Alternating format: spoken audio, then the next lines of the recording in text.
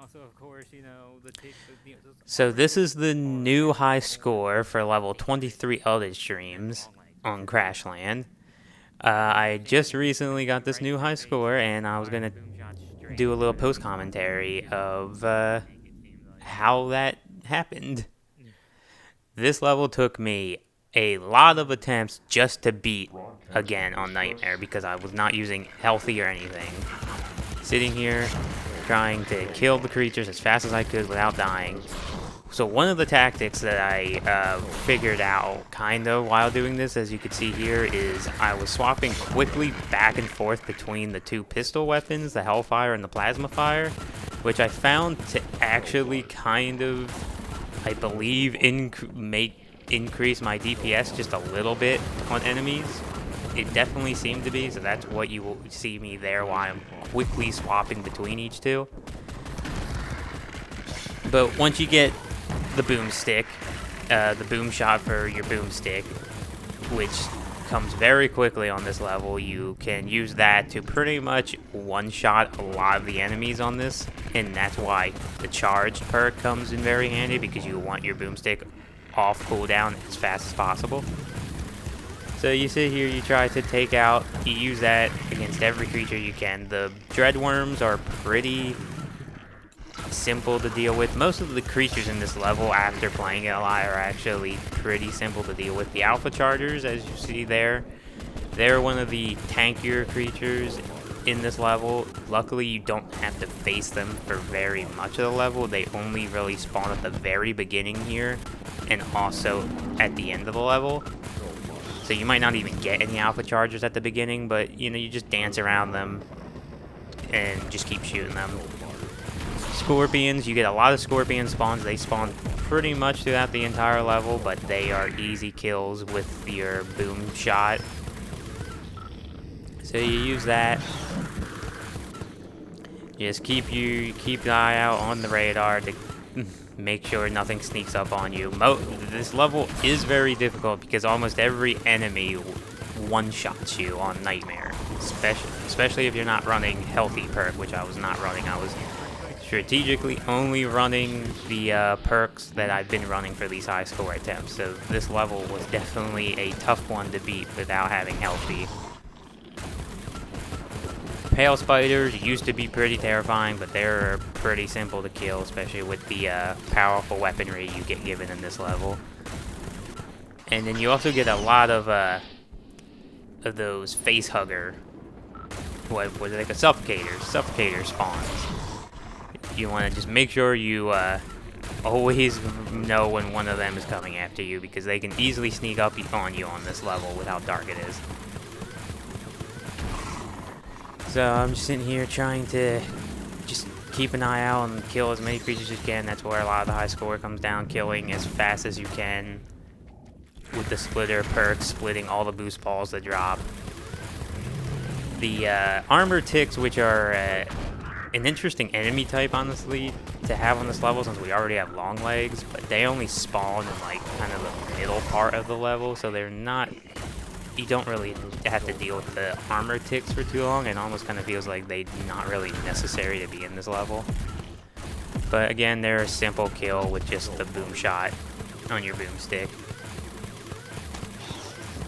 You always want to just keep moving, kill everything that you can. This level took me, I want to say it took me probably like 50 attempts just to beat it with these perks that I was running again, because I kept dying a lot, and most of that comes down to, you'll see later, we haven't gotten to them yet in this. So now we have the rockets. The rockets are a big part. Once you get rockets in this level and you have the charge perk, the rest of the level becomes exponentially easier. But don't get too comfy, because you can still easily die to all of the creatures that this level throws at you.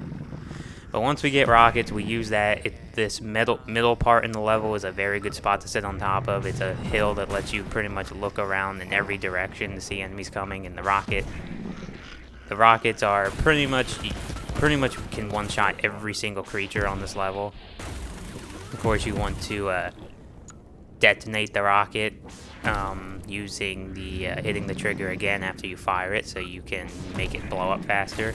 Because those dread worms, when a rocket flies by them, they do actually go into ground, and if you don't time it or aim it well enough, the dread worms will actually survive a rocket, which was some issues I was having with in this level. So I really tried to make sure that I was aiming those rockets well enough against the dread worms. But everything else, the scorpions, which getting a lot of scorpion spawns is really good for high score because they're worth a lot of points, but they're really easy to kill using your boomstick weapons. So then we have the, what is this? The mine drop was cedar spawns, which normally when there's a cedar in the level, I remember they're usually really stressful to deal with, but now, like, the cedar in this level wasn't it. Just make sure you stay with it, pay attention to the mines that the cedar drops, and just take care of them as fast as you can, especially the blue ones, since they will drain, or they will block your radar the whole time they're up. So you're going to get rid of them. Obviously, also to make sure there's no boost balls on the ground for them to take. And we just keep on rocketing everything. Shoot any boost balls that drop. We also have crabs, which are also an interesting enemy to have on this level. But again, with the rocket, they're not difficult to do. You just fire the rocket. You want to fire the rocket just past the crab. You don't want to shoot the crab directly with it because they will actually survive. Well, on Nightmare at least. You want to fire it right behind them and explode it right behind their back, because that's where the weak spot is, and it's an easy kill on them. And now we just got the, what is it? Not shot fire, that's the pistol. The discharger, which is like the strongest weapon in this game. But I found that I actually like the rockets were a little bit better just because you can being able to time the explosions a lot better. And also, if I were to shoot Dreadworm with the discharger directly, the direct hit itself would kill the Dreadworm and not the explosive, so I would not get the bonus points from an explosive kill if I was using the discharger on a lot of enemies instead of the rocket. So that's why I kind of prefer using just the rocket instead of the discharger on this level to kill enemies, to get those, to make sure I got those bonus points. But and then there we saw the sandfish. The sandfish are what caused me to have so many attempts on this level. The sandfish are probably the most deadly creature in this game because they are so sneaky and they are nearly instant death on Nightmare if you get caught by one, and that is where I was having so much trouble, especially on this level with it being dark and all of the things that can jam your radar, and the fact that when the sandfish spawns, it spawns 2 of them. They were the worst things to deal with on this level. Even with like having the rocket and stuff, they can just easily sneak up on you and you're dead. So on this run, I got pretty lucky and didn't have that many sandfish spawn. They pretty much will spawn at the very beginning of the level, kind of like the alpha chargers. They will spawn like at the beginning of the level, and then throughout a lot of the middle section of the level, they don't spawn. And then once you get to these last like 2 minutes, then you can get a lot to spawn, which really sucks for how long this level is just to get killed by sandfish. But we're sitting here still just rocketing everything, trying to stay in the middle here so we have the best vantage point to see everything coming and killing everything we can as fast as we can to get as much points.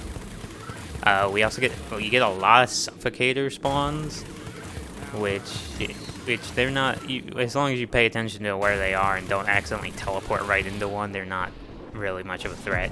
And now we get the alpha charger spawns again. In the last minute, you will get alpha chargers to spawn, which this is where I decide to change and go to the discharger instead of still using rockets, because the rockets are a 2-shot kill on the alpha chargers if you get direct hits. The discharger is a 1-shot kill. It's more reliable, and I can still use it to kill the sandfish and stuff, which are really threatening. As soon as I see sandfish spawn on this level, I'm immediately trying to get into a better position to kill the sandfish as fast as possible. The sandfish are even more threatening than the alpha chargers. I probably only died like once to an alpha charge in all the attempts I had. You just, you know, you see it coming after, you just teleport behind it. If you actually hit it with the discharger, as you see, there's a one-shot kill on them, so that's why once the alpha charger starts spawning, I swap to the discharger instead of using the rockets to deal with them. And then from here, we just try and pay attention, don't get side-swiped by a sandfish, kill them as soon as you have the ability to. And yeah, missing shot, and that's the other thing with the discharger. You need to kind of get direct hits for it to kill, and also the blast radius can easily kill you if you're not ready. And in there, we kill the last dreadworm, get the win, which took so long, and get the new high score, which is actually a little over 100,000 more than my previous high score. Which my previous high score was also the top score in the world, but I felt like I could have done better with that, so that's why I pretty much have the two top high scores on this level. But anyway, I really appreciate everyone who watched this. I hope you all enjoyed, and I will see you all in the next video. Bye-bye.